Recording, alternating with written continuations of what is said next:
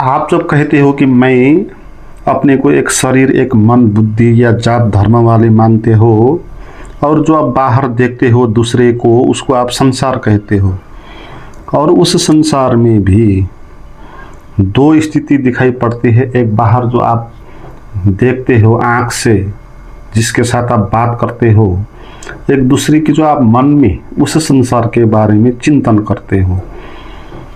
तो संसार के भीतर का जो संसार होता है, जहाँ आप चिंतन करते हो, सोचते हो, वहाँ पर मैं बनता है एक, और वो मैं और जो आपका पहले वाला मैं था, वो मैं यहाँ पर एक हो रहा है। यही मूल इल्यूजन है। जैसे रस्सी सांप दिखाई पड़ रही है, तो आपको जो संसार है उसके द्वारा बना हुआ मैं है, उसी को आप मान रहे हो कि वही आप हो। तो आपका मैं उस संसारिक मैं के साथ चिपक रहा है। यही इल्यूजन है। देखो, वेदांत का जो सार है वो एक दो महावाक्य में कहा गया। तो इसमें सबसे बड़ा महावाक्य है, मैं ब्रह्म हूँ, अहम ब्रह्मास्मि। तो इसमें ये कहा गया कि मैं तो ब्रह्म हूँ, मगर हमारी स्थिति है मैं तो वो संसार हूँ। तो कैसे हम ब्रह्म हैं संसार नहीं होकर, इस बात को जानना यही ज्ञान है, ये आध्यात्मिक है। मगर उपनिषद आपको बताता है अहम ब्रह्मास्मि में, अहम ब्रह्मास्मि को समझना मुश्किल होगा, क्योंकि अहम यानी मैं जो सीमित है, जो शरीर मन बुद्धि वाला है, वो ब्रह्म कैसे हो सकता है। ब्रह्म यानी जो निराकार है, विराट है, असीम है। जो एक सीमित चीज मैं, वो असीमित ब्रह्म कैसे हो सकता है। तो इसको उसमें समझाया गया। तो उसमें लक्षणा के द्वारा इसको समझाया गया, और भागत्याग लक्षणा के द्वारा इसमें ये कहा मैं ब्रह्म तो नहीं हो सकता, क्योंकि मैं सीमित है और ब्रह्म असीमित है, मगर मैं ब्रह्म ही है। तो आपको पहले शोध करना होगा, इसमें शोधन करना होगा, शुद्ध करना होगा, जो अज्ञान है उसको हटाना होगा। तो इसमें मैं के बारे में जो उपाधि है, जो अज्ञान है, उसको आपको शोधन करना होगा, और ब्रह्म के बारे में जो भी अज्ञान है उसको भी शोधन करना होगा। तो मैं ब्रह्म हो जाएगा। तो उसकी प्रक्रिया उसमें ये बताई गई कि जो आप अपने मैं को कहते हो कि शरीर हूँ, मन हूँ, बुद्धि हूँ, जात धर्म हूँ, इसको आप हटाओ। तो सब आरोप को हटाओगे तो शुद्ध मैं बचेगा, तो मैं चैतन्य होगा। ऐसे ही आप ब्रह्म को भी शोधन करो। उसकी भी जो उपाधि आप लगाते हो कि ब्रह्म यानी भगवान है, कोई सृष्टि करता है, पालन करता है, शिव है, राम है, उसका भी आप शोधन करो। इन सब हटाओ और ब्रह्म, शुद्ध ब्रह्म बचे, तो ब्रह्म वो चैतन्य हो जाएगा। तो यहाँ पर चैतन्य बराबर चैतन्य, यही कहा गया। मैं बराबर ब्रह्म, मैं ब्रह्म हूँ, ये बात इसमें कही गई। तो हम इस वीडियो में इसी बात को अच्छे से समझेंगे। तो इसमें पहली बात ये समझेंगे कि ये जो मेरी अभी की स्थिति है, भ्रम की स्थिति, वो क्या है। तो यहाँ पर दो चीज़ें पैदा हो रही है, एक मैं पैदा हो रहा है, एक संसार पैदा हो रहा है। और संसार के भीतर भी दो चीज़ें पैदा हो रही है, एक बाहर का संसार, एक भीतर का संसार। और उस भीतर के संसार में मैं भी पाया जा रहा है। तो ये जो स्थिति है, इसको हम वेदांत में कहा गया सर्प और रस्सी के उदाहरण से समझेंगे।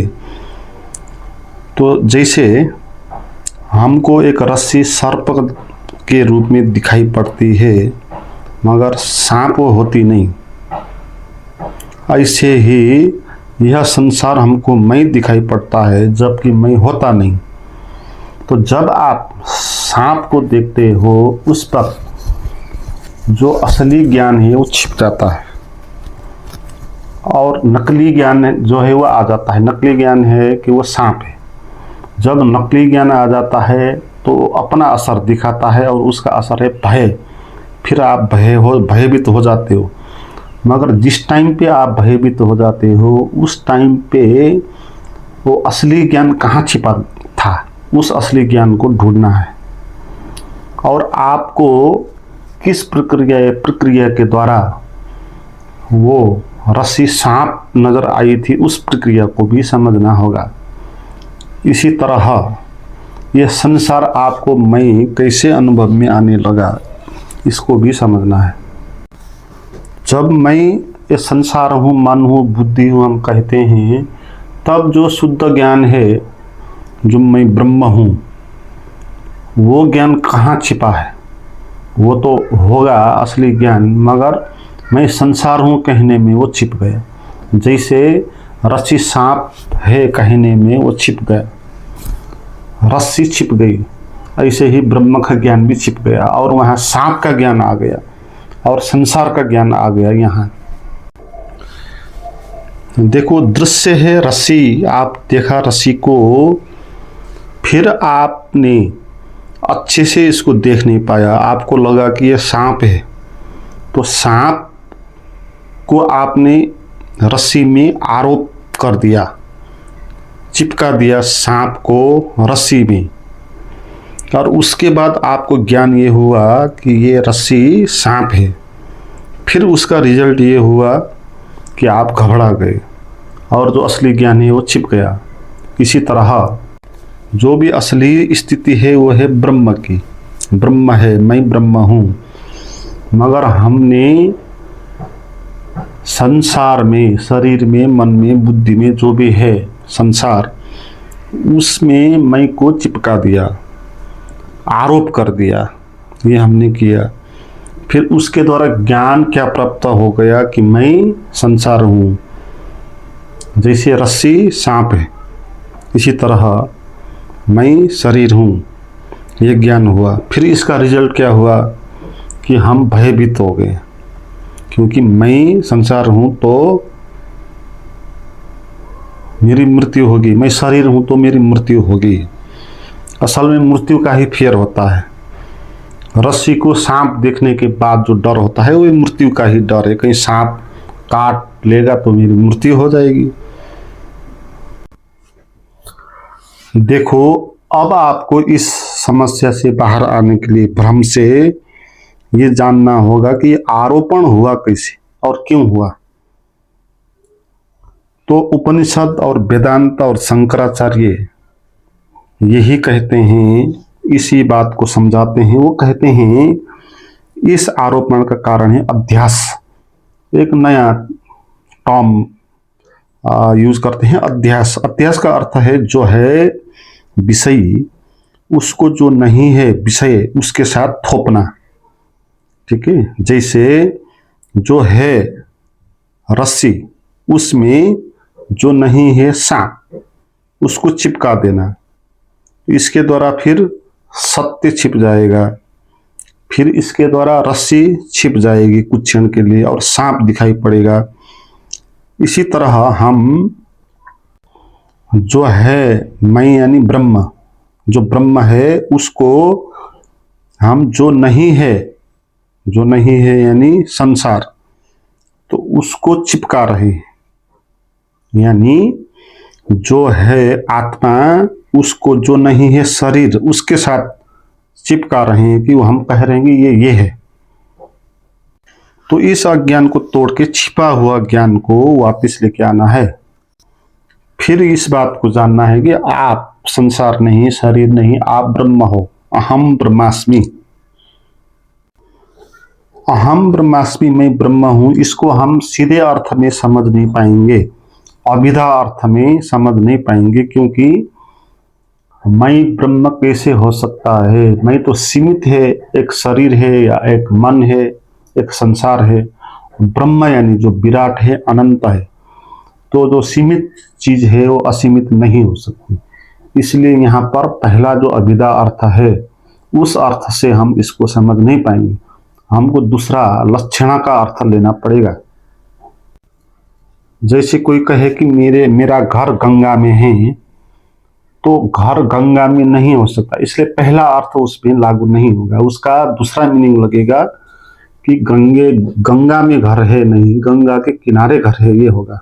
तो इसी को लक्षणा कहते हैं, जो पहला अर्थ है सीधा अभिधा, उसमें बाधा पहुंच जाए तो दूसरा अर्थ आएगा, तो उसको लक्षणा कहते हैं। तो अहम ब्रह्मास्मि में सीधा अर्थ नहीं आ सकता, हमको ऐसा लगेगा, तो लक्षणा के द्वारा हम इसको समझेंगे। और उपनिषद में लक्षणा के भी भाग त्याग लक्षणा के द्वारा इसको समझाया गया। असल में जब लक्षणा का मीनिंग होता है तो पहले का जो अर्थ है उसको त्यागना पड़ता है और दूसरा अर्थ उसमें आएगा। जैसे मेरे घर गंगा में है, मेरा घर गंगा में है कहेंगे तो गंगा का अर्थ त्यागना पड़ेगा आपको और दूसरा अर्थ उसके किनारे का अर्थ लाना पड़ेगा। मगर अहम ब्रह्मास्मि में ऐसा होता नहीं, क्योंकि इसमें मैं ब्रह्म हूं कहा तो इसमें मैं का त्याग नहीं किया। ठीक है, मैं को कहा ब्रह्म हूं, तो दूसरा अर्थ भी यहां नहीं दे रहा। ठीक है, मैं से भिन्न अलग अर्थ भी यहां नहीं दे रहा, इसलिए लक्षणा की तरह मूल अर्थ को इस पे त्याग के नया अर्थ यहां नहीं दे रहा, मगर पुराने अर्थ को इसमें पकड़ भी नहीं रहा। उसी मैं को नहीं कहा कि वो मैं ब्रह्म है जो हमारा मैं है। ठीक है, हम जिसको मैं मानते हैं शरीर हूं वाला, उस मैं को भी इसमें ब्रह्म नहीं कहा। इसलिए यहां एक तरफ अभिधा का जो अर्थ है उसको त्याग भी रहे, मगर उस मैं को पूरा छोड़ भी नहीं रहे, उस मैं को कह रहे हैं ब्रह्म हूं। तो एक तरफ से आप मूल अर्थ को त्याग भी रहे हो और दूसरी तरफ मूल अर्थ को आप ग्रहण भी कर रहे हो, तो ये हुआ भाग त्याग लक्षण। देखो उपनिषदों में काव्य शास्त्र से भिन्न लक्षणा की बात की।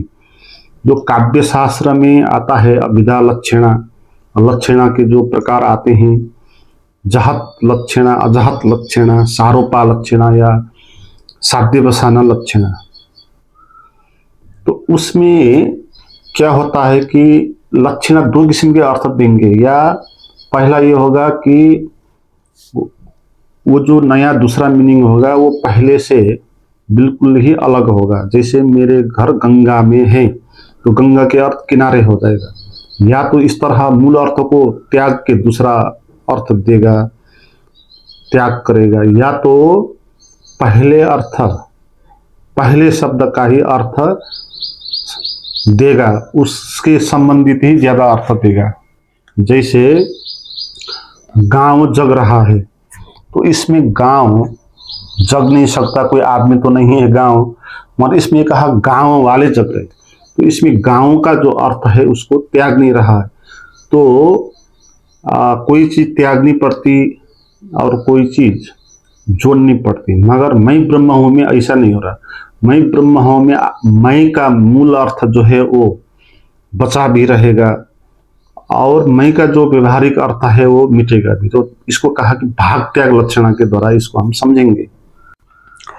इसमें जो मैं ब्रह्म हूं में जो मैं आता है, वो मैं जो हम कहते हैं यह शरीर वाला कर्ता, ये मन वाला भोक्ता, ये संसार में जो जात धर्म पाया हुआ मैं, तो इस मैं को इसमें कहा कि भाग त्याग, इसका कुछ अर्थ त्यागना है और कुछ अर्थ इसका लेके जाना भी है। तो इसको त्यागना किस अर्थ को है उसको कहा शोधन करना।